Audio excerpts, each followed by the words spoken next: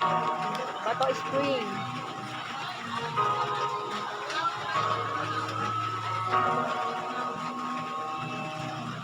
Swimming tayo sa Bato Spring. See? Swimming, swimming, swimming. Ayan.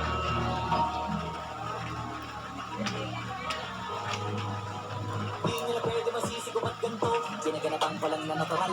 At inagapan ko na makutan nilawan. Sinugal ginapang minahal. Katagalan na ito mga kurang tumagal. Tsaka alam ko naman na inaabangan na. Sa natabangan yung papakawalan para di naabangan.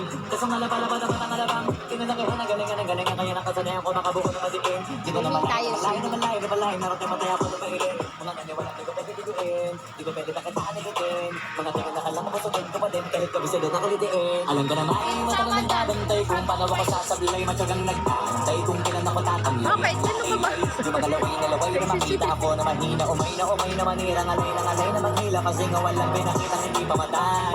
Na napasarap pag-drop ang daming nagbago. Daming nagbago. Bato Spring. Kilalanin ang tao.